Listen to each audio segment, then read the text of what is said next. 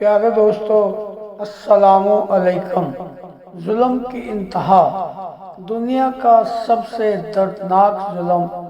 یہ تحریر پڑھ کر آنکھوں سے آنسو نکل آئیں گے۔ حکم ہوا تمام مردوں کو ایک جگہ اکٹھا کیا جائے۔ فوجی شہر کے کونے کونے میں پھیل گئے۔ ماؤں کی گود سے دودھ پیتے بچے چھین لیے گئے۔ بسوں پر سوار شہر چھوڑ کر جانے والے مردوں اور لڑکوں کو زبردستی نیچے اتار لیا گیا۔ لاٹھی ہانکتے کھانستے بزرگوں کو بھی نہ چھوڑا گیا۔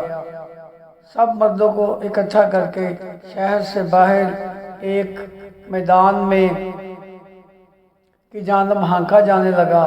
ہزاروں کی تعداد میں لوگ تھے۔ عورتیں چلا رہی تھیں، گڑ گڑا رہی تھیں۔ ادھر اعلانات ہو رہے تھے، گھبرائیں نہیں، کسی کو کچھ نہیں کہا جائے گا۔ جو شہر سے باہر جانا چاہے گا اسے بحفاظت جانے دیا جائے گا۔ زاروں قطار روتی خواتین اقوام متحدہ کے ان فوجیوں کی طرف التجائیہ نظروں سے دیکھ رہی تھی جن کی جانب سے دعویٰ کیا گیا تھا کہ شہر محفوظ ہاتھوں میں ہے، لیکن وہ سب تماشائی بنے کھڑے تھے۔ شہر سے باہر ایک وسیع و عریض میدان میں ہر طرف انسانوں کے سر نظر آتے تھے، گھٹنوں کے بل سر جھکائے زمین پر ہاتھ ٹکائے انسان، جو اس وقت بھیڑوں کا ایک بہت بڑا ریوڑ معلوم ہوتے تھے۔ 10,000 سے زائد انسانوں سے میدان بھر چکا تھا۔ ایک طرف سے آواز آئی، فائر! سینکڑوں بندوقوں سے آوازیں بیک وقت گونجی، لیکن اس کے مقابلے میں انسانی چیخوں کی آواز اتنی بلند تھی کہ ہزاروں کی تعداد میں برسنے والی گولیوں کی تھرتھراہٹ بھی دب کر رہ گئی۔ ایک قیامت تھی جو برپا تھی۔ ماؤں کی گودیں اجڑ رہی تھی، بیویاں آنکھوں کے سامنے اپنے سروں کے تاج تڑپتے دیکھ رہی تھی، بیوہ ہو رہی تھی، دھاڑے مار مار کر رو رہی تھی۔ سینکڑوں ایکڑ پر محیط میدان میں خون، جسموں کے چیتھڑے اور نئی مردہ کراہتے انسانوں کے سوا کچھ نظر نہ آتا تھا۔ شیطان کا خونی رقص جاری تھا اور انسانیت دم توڑ رہی تھی۔ ان سسکتے وجودوں کا ایک ہی قصور تھا کہ یہ کلمہ گو مسلمان تھے۔ اس روز 80 سالہ بوڑھوں نے بھی اپنی آنکھوں کے سامنے اپنے بیٹوں اور معصوم پوتوں کی لاشوں کو تڑپتے دیکھا۔ بے شمار ایسے تھے جن کی روح شدت غم سے ہی پرواز کر گئی۔ شیطان کا یہ خونی رقص تھا تو ہزاروں لاشوں کو ٹھکانے لگانے کے لیے مشینیں منگوائی گئیں۔ بڑے بڑے گڑھے کھود کر 500 ہزار لاشوں کو ایک ہی گڑھے میں پھینک کر مٹی سے بھر دیا گیا۔ یہ بھی نہ دیکھا گیا کہ لاشوں کے اس ڈھیر میں کچھ نئے مردہ سسکتے اور کچھ فائرنگ کی زد سے بچ جانے والے زندہ انسان بھی تھے۔ لاشیں اتنی تھی کہ مشینیں کم پڑ گئیں۔ بے شمار لاشوں کو یوں ہی کھلا چھوڑ دیا گیا اور پھر رخ کیا گیا غم سے نڈھال ان مسلمان عورتوں کی جانب جو میدان کے چہار جانب ایک دوسرے کے قدموں سے لپٹی رو رہی تھی۔ انسانیت کا وہ ننگا رقص شروع ہوا کہ درندے بھی دیکھ لیتے تو شرم سے پانی پانی ہو جاتے۔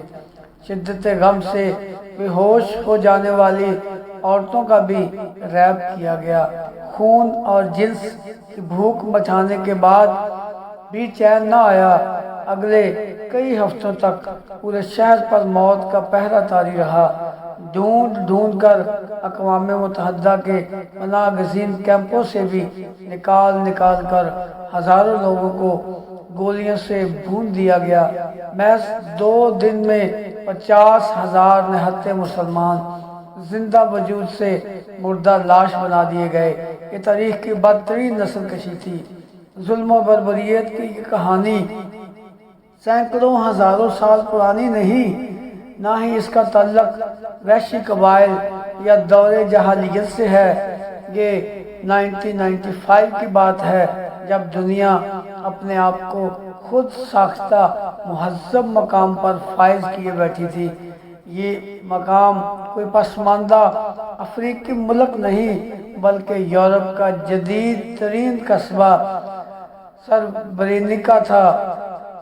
یہ واقعہ اقوام متحدہ کی نام نہاد امن فورسز کے عین سامنے بلکہ ان کی پشت پناہی میں پیش آیا۔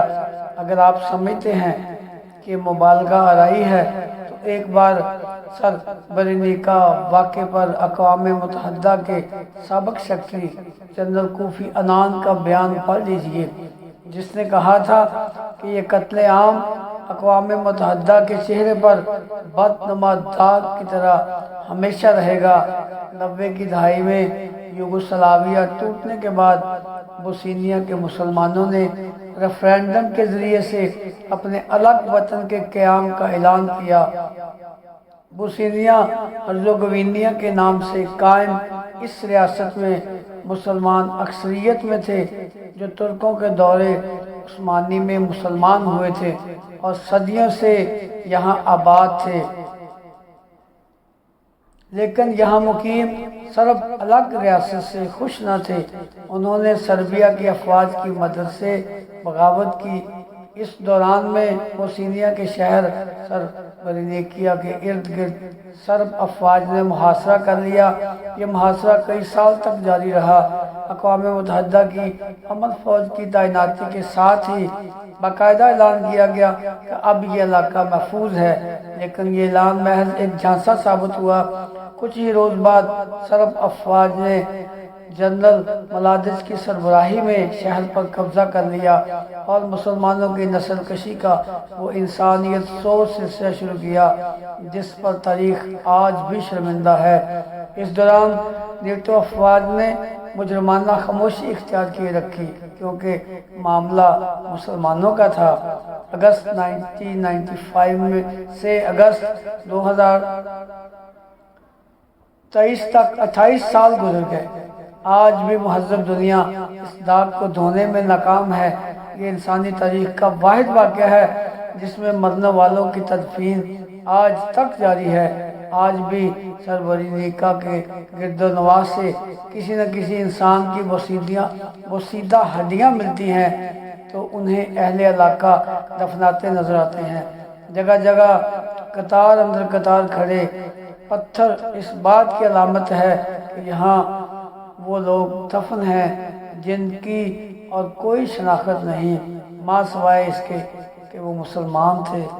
گو کے بعد میں دنیا نے سرب افواج کی جانب سے بوسنیائی مسلمانوں کی اس نشل کشی میں اقوام متحدہ کی غفلت اور نیٹو کے مجرمانہ کردار کو تسلیم کر لیا۔ کیس بھی چلے، معافیاں بھی مانگی گئیں، مگر ہائے اس زہد پشیماں ہونا۔ اب تو یہ واقعہ آہستہ آہستہ یادوں سے بھی محو ہوتا جا رہا ہے۔ دنیا کو جنگ عظیم، صد جنگ اور یہودیوں پر ہٹلر کے جرائم تو یاد ہیں، لیکن مسلمانوں کا قتل عام یاد نہیں۔ غیروں سے کیا گلہ، ہم میں سے کتنوں کو معلوم ہے کہ ایسا کوئی واقعہ ہوا بھی تھا۔ 50,000 مردوں اور بچوں کا قتل اتنی آسانی سے بلا دیا جائے، یہ وہ خون آلود تاریخ ہے جسے ہمیں بار بار دنیا کو دکھانا ہوگا۔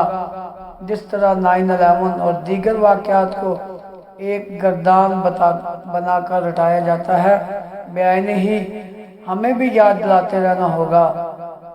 نام نہاد مہذب معاشروں کو ان کا اصل چہرہ دکھاتے رہنا چاہیے۔ آخری بات، اس واقعے میں ہمارے لیے ایک اور بہت بڑا سبق یہ بھی ہے کہ کبھی کچھ بھی اپنے تحفظ کے لیے اغیار پر بھروسہ نہ کرو اور اپنی جنگیں اپنے ہی زور بازو سے لڑی جاتی ہیں۔ دوستو، یہ تھی ہماری آج کی کہانی۔ امید ہے آپ کو یہ معلوماتی کہانی ضرور پسند آئے گی۔ چینل کو سبسکرائب بھی کر دیجیے گا اور کہانی کو لائک بھی کیجیے گا۔ ملتے ہیں اگلی اس طرح کی کہانی میں۔ اللہ حافظ۔